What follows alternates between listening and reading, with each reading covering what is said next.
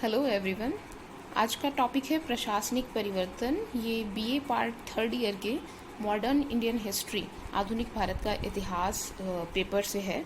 और इस टॉपिक में हम पढ़ेंगे कि भारत में ईस्ट इंडिया कंपनी के आगमन के पश्चात कौन कौन से प्रशासनिक परिवर्तन, प्रशासन में कौन कौन से परिवर्तन आए। और इंग्लैंड की जो सरकार थी या वहाँ की जो पार्लियामेंट थी, और जिसे क्राउन भी कहा जाता है बहुत बार, तो इंग्लैंड की सरकार के द्वारा कंपनी पर भारत में नियंत्रण रखने के लिए कौन कौन से अधिनियम लाए गए, स्पेशली उनके बारे में हम लोग ब्रीफ में पढ़ेंगे। तो सबसे पहला जो ऐसा एक्ट लाया गया था वो था रेगुलेटिंग एक्ट। ये पता होना चाहिए कि ईस्ट इंडिया कंपनी एक व्यापारिक कंपनी थी, लेकिन प्लासी और बक्सर के युद्ध के पश्चात बंगाल में उनका जो है राजनीतिक हस्तक्षेप जो था बढ़ गया था और राजनीतिक तौर पर वहाँ नियंत्रण उन्होंने कर लिया था। तो अब वो जो है एक राजनीतिक एंटिटी या संस्था के रूप में भी सामने आई। तो अब जो रोल चेंज हो गया, व्यापारिक थी पहले, फिर अभी व्यापारिक कम राजनीतिक दोनों। तो अब जो इंग्लैंड की सरकार थी उसने कंपनी पर अपना नियंत्रण बढ़ाने का सोचा, और इसीलिए ये जो विभिन्न एक्ट लाए गए रेगुलेटिंग एक्ट के बाद, और बहुत से एक्ट आए समय समय पर, उन सब के द्वारा कंपनी पर भारत में अपना नियंत्रण स्थापित करने का प्रयास जो है किया गया। अब कंपनी पर अपना नियंत्रण करने के लिए सरकार को भी कोई वजह चाहिए थी, और ये वजह स्वयं कंपनी ने उनको प्रदान की जब कंपनी के द्वारा इंग्लैंड की सरकार से 14 लाख पाउंड रुपए का ऋण लेने के लिए आवेदन किया गया। यानी उन्होंने इंग्लैंड की सरकार से ऋण मांगा। जब आपको कोई ऋण दे रहा है तो बदले में कंडीशंस रखी जा सकती हैं, सशर्त ऋण जिसको कहा जाता है। तो इसी का फ़ायदा जो है इंग्लैंड की सरकार ने उठाया, और इसी टाइम उन्होंने एक एक्ट पारित किया जिसके आधार पर उन्हें इंग्लैंड की सरकार के द्वारा ऋण प्रदान किया जाएगा। बदले में उनके ऊपर कुछ शर्तें जो हैं रखी जाएंगी, कुछ नियंत्रण जो है उन पर रखा जाएगा। अब कंपनी को इस ऋण की आवश्यकता क्यों पड़ी, इसके पीछे भी कुछ रीजंस हैं। जब बंगाल में कंपनी के द्वारा अपना नियंत्रण स्थापित कर लिया गया, उस समय कंपनी की आर्थिक स्थिति जो थी वो लगातार ख़राब होती जा रही थी।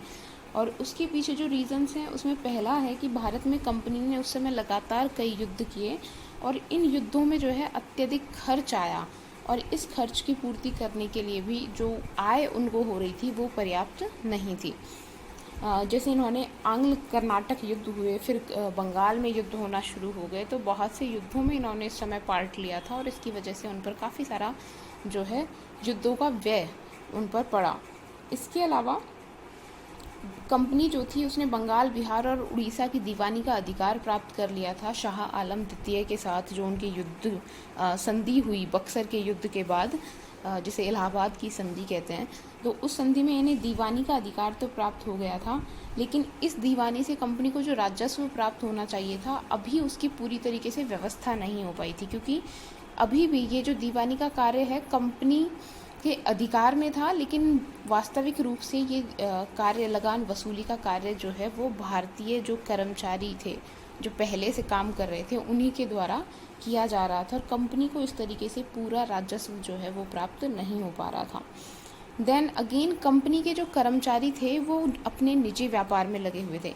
एक तो कंपनी का व्यापार कंपनी के नाम पर किया जाता था, दूसरा कंपनी के जो कर्मचारी थे उनके द्वारा अपने स्वयं के निजी तौर पर व्यापार किए जाते थे। तो जो कंपनी की बजाय वो अपने व्यापार पर ज़्यादा ध्यान देते थे, इसीलिए कंपनी का जो व्यापार था उसको बहुत ज़्यादा नुकसान हो रहा था, क्योंकि उस पर पूरी तरीके से ध्यान उनके कर्मचारियों द्वारा नहीं दिया जा रहा था। इसके अलावा जो इंग्लैंड की सरकार संसद थी, वहाँ उसके कुछ सदस्यों को ऐसा भी लगता था कि कंपनी जो है उसकी आर्थिक स्थिति बहुत ज़्यादा मजबूत है, और इसीलिए इस कंपनी को जो है क्राउन के अधीन कर दिया जाना चाहिए, यानी राष्ट्रीयकरण, नेशनलाइजेशन उसका कर दिया जाना चाहिए, ताकि सरकार जो है उसको भी इसका फ़ायदा हो। इससे स्वयं को सुरक्षित रखने के लिए कंपनी जो थी उसने वायदा किया था 1767 से हर वर्ष लगभग 4 लाख पाउंड रुपए सरकार को देने का। लेकिन उसके बाद कंपनी की स्थिति, आर्थिक स्थिति जब लगातार बिगड़ती रही और उन्हें ऋण की आवश्यकता पड़ी और सरकार से उन्होंने ऋण मांगा, तो सरकार को ये एक अच्छा अवसर मिला कंपनी पर अपना नियंत्रण स्थापित करने का, और इसीलिए रेगुलेटिंग एक्ट लाया गया इंग्लैंड की संसद में, और वो पारित हुआ 1773 में, और 1774 से इसे लागू कर दिया गया भारत में। कौन कौन सी मुख्य धाराएं थी, कौन कौन सी मुख्य शर्तें रखी गई कंपनी के अधिनियम में, कौन कौन सी मुख्य धाराएं थी, उनके बारे में हम थोड़ा सा ब्रीफ में पढ़ेंगे।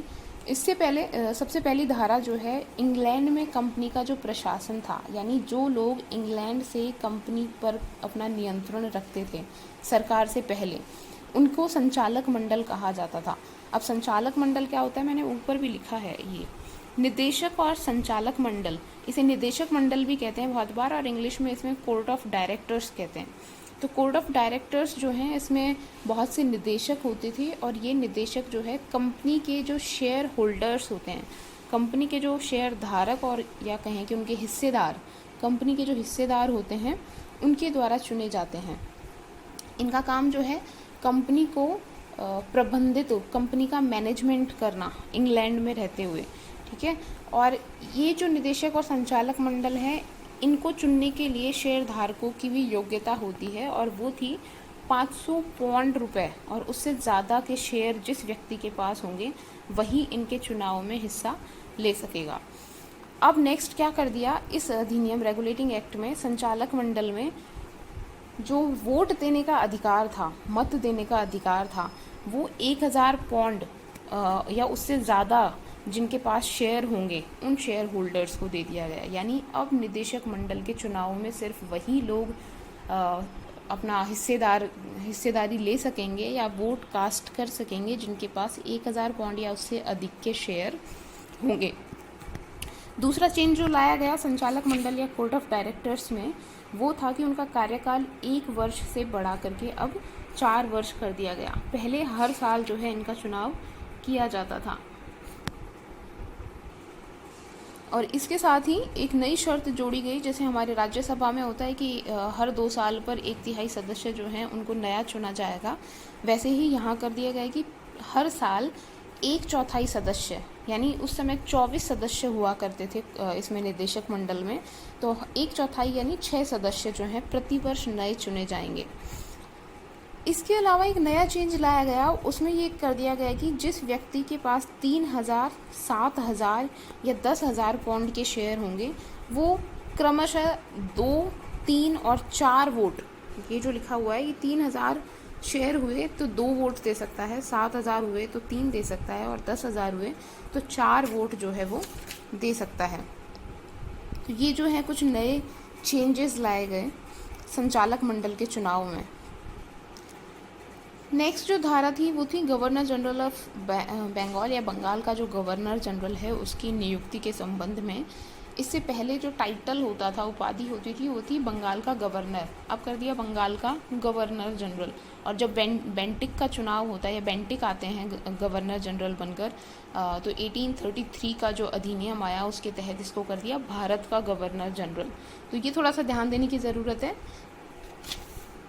जब क्लाइव थे तो उस समय बंगाल का गवर्नर हुआ करता था टाइटल, फिर वॉरेन हेस्टिंग्स जब बन कर के आए और ये रेगुलेटिंग एक्ट आया तो हो गया इसका नाम बंगाल का गवर्नर जनरल। और जब लॉर्ड विलियम बेंटिक थे तो उस समय इसे कर दिया भारत का गवर्नर जनरल। तो गवर्नर जनरल, बंगाल का जो गवर्नर जनरल है उसकी नियुक्ति की जाएगी, और उसकी सहायता के लिए एक 4 सदस्यीय काउंसिल, 4 सदस्यीय गवर्नर जनरल की परिषद का निर्माण किया जाएगा। और इन 4 सदस्यों का नाम भी रेगुलेटिंग एक्ट में दिया गया, जिनका नाम था बॉरवेल, क्लेवरिंग, फ्रांसिस और मॉनसन। अब कुछ नई शर्तें जोड़ी गई इसके अंदर। पहली कि जो काउंसिल में कोई भी विषय रखा जाएगा उस पर वोटिंग की जाएगी, और बहुमत के आधार पर जो है निर्णय उसमें किया जाएगा। यानी किसी भी प्रस्ताव को पास होने के लिए कम से कम 3 सदस्य जो हैं उनके वोट्स मिलना ज़रूरी है।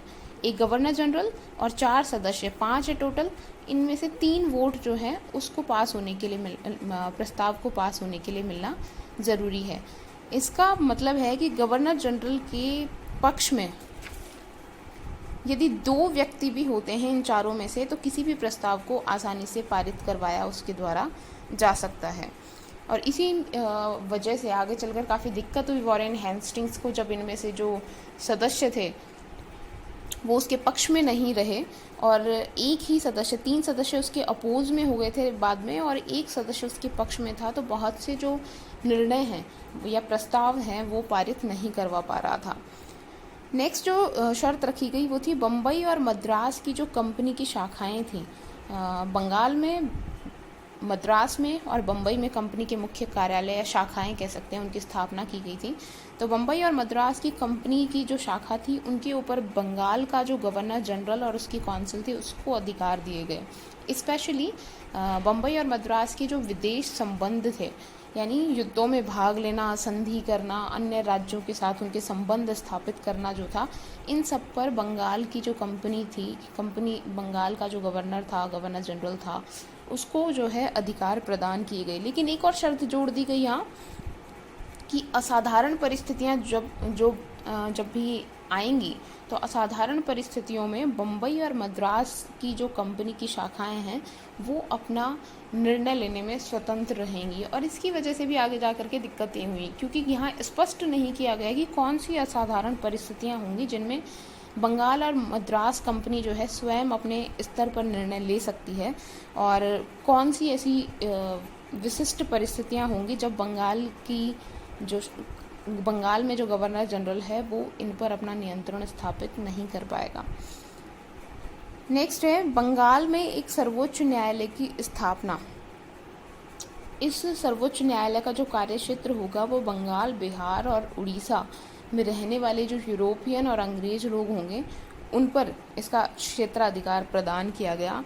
प्लस कहा गया कि इसमें एक मुख्य न्यायाधीश होगा और उसके अलावा 3 अन्य न्यायाधीश जो हैं उनकी नियुक्ति इसमें की जाएगी। मुख्य न्यायाधीश का नाम जो है रेगुलेटिंग एक्ट में दिया गया है एलिजा इम्पे। तो पहला जो सर्वोच्च न्यायालय स्थापित किया गया संसद के द्वारा, ब्रिटिश पार्लियामेंट के द्वारा, उसके प्रथम मुख्य न्यायाधीश जो थे वो एलिजा इम्पे थे। इसके अलावा यहाँ भी दिक्कतें पैदा हुई आगे चल करके, क्योंकि ये जो सर्वोच्च न्यायालय था उसके बीच में और बंगाल की जो गवर्नर जनरल और उसकी काउंसिल थी उसके बीच में क्या संबंध होंगे, उनका क्या क्षेत्राधिकार होगा, इसको स्पष्ट नहीं किया गया और आगे चलकर बड़ी समस्याएं आई। नेक्स्ट है गवर्नर जनरल और उसकी काउंसिल को कानून बनाने का अधिकार दिया गया। प्लस एक्स्ट्रा ऑर्डिनरी सिचुएशंस जब पैदा हो जाएंगी, असाधारण परिस्थितियों में गवर्नर जनरल को अध्यादेश जारी करने का अधिकार भी इसमें प्रदान किया गया। ये जो जितने भी कानून और अध्यादेश बनाए जाएंगे ये सारे के सारे पंजीकृत किए जाएंगे सर्वोच्च न्यायालय के द्वारा। इनको कहेंगे कि पंजीकरण या कहेंगे अनुमति प्रदान की जाएगी। प्लस ये उसके द्वारा सुप्रीम कोर्ट के द्वारा पंजीकृत और प्रकाशित किए जाएंगे। लास्ट बट नॉट लीस्ट, इसमें कंपनी के कर्मचारियों के द्वारा निजी व्यापार जो किया जा रहा था और जिससे भ्रष्टाचार बहुत ज़्यादा बढ़ रहा था, कंपनी की आर्थिक स्थिति बहुत ज़्यादा ख़राब हो रही थी, उस पर जो है कानून लाया गया और कंपनी के कर्मचारियों के द्वारा जो निजी व्यापार किया जा रहा था उसे पूरी तरीके से प्रतिबंधित कर दिया गया। अब ये जो एक्ट लाया गया इसमें बहुत सारे दोष भी थे, बहुत सारी कमियां भी थी, क्योंकि पहली बार एक्ट लाया गया है, पहली बार कोई काम किया गया, तो बहुत सारे ड्रॉबैक्स और कमियां जो हैं उसमें रह जाएंगी। तो आगे चल करके जो नए एक्ट आए उनके अंदर इन भूलों को या ये जो दोष थे इस रेगुलेटिंग एक्ट में उनको सुधारने के प्रयास किए गए और समय समय पर इनमें परिवर्तन लाया जाता रहा। तो रेगुलेटिंग एक्ट के दोषों की अगर बात करें तो सबसे पहला, जैसे इसमें ये शेयर और वोट का जो प्रपोर्शन दिया गया है कि ज़्यादा अगर शेयर होंगे तो ज़्यादा वोट दिए जा सकेंगे, इससे भ्रष्टाचार को बहुत ज़्यादा बढ़ावा मिला, क्योंकि सबको जो है बराबरी का अधिकार जो है वो वोट देने में नहीं दिया गया। ज़्यादा पैसे वाले हो तो ज़्यादा वोट दे सकते हो। इसके अलावा गवर्नर जनरल जो था उसको भी पर्याप्त शक्ति नहीं दी गई और गवर्नर जनरल की काउंसिल के जो सदस्य थे वो गवर्नर जनरल के निर्णयों पर भारी पड़ने लगे और वॉरेन हेस्टिंग्स ने स्पष्ट तौर पर कहा कि उसका जो पद है उसके अकॉर्डिंग उसे शक्तियां जो हैं वो प्रदान नहीं की गई हैं। नेक्स्ट, बंगाल और मद्रास की जो प्रेसिडेंसी थी उस पर भी गवर्नर जनरल और उसकी काउंसिल को पूरा नियंत्रण नहीं दिया गया और आगे चलकर इसकी वजह से अनेक कठिनाइयों का सामना उनको करना पड़ा, क्योंकि बम्बई और मद्रास की जो कंपनी थी वो सीधे कोर्ट ऑफ डायरेक्टर्स से जो है आदेश प्राप्त कर लेते थे और वहाँ उन आदेशों पर जो है उनको कार्यान्वित उन आदेशों को करना ज़रूरी होता था। प्लस सर्वोच्च न्यायालय जो था, सर्वोच्च न्यायालय के क्षेत्राधिकार को भी पूरी तरीके से परिभाषित नहीं दिया गया। ये भी नहीं स्पष्ट किया गया कि कौन से कानूनों के आधार पर इस न्यायालय में निर्णय किया जाएगा, यानी यूरोपियन कानून यूज़ होंगे या फिर भारतीय कानून यूज़ होंगे। इसके अलावा क्योंकि यूरोपीय जज नियुक्त किए गए और उन्हें भारतीय कानून, रीति रिवाज, इनके बारे में कोई जानकारी नहीं थी, तो इस न्यायालय में जो है भारतीयों को बड़ी समस्याओं का सामना करना पड़ा। अगर यूरोपियन और भारतीय वादी प्रतिवादी हैं तो किस कानून के आधार पर निर्णय होगा, यूरोपियन व्यक्ति के कानून के आधार पर या फिर भारतीयों के कानून के आधार पर। तो बड़ी समस्याएं हुई और क्योंकि जज यूरोपियन थे तो उन्होंने यूरोपियन कानूनों के आधार पर ही निर्णय किया और इसकी वजह से भारतीय व्यक्ति जो थे उनको बड़ी कठिनाइयों का सामना करना पड़ा। हालांकि बहुत से दोष थे, लेकिन ये प्रारंभ था कंपनी के ऊपर इंग्लैंड की सरकार के नियंत्रण का, और बाद में इसमें अनेक सुधार भी किए गए। तो इस प्रकार से रेगुलेटिंग एक्ट के दोष जो हैं उनको हमने अब पढ़ लिया।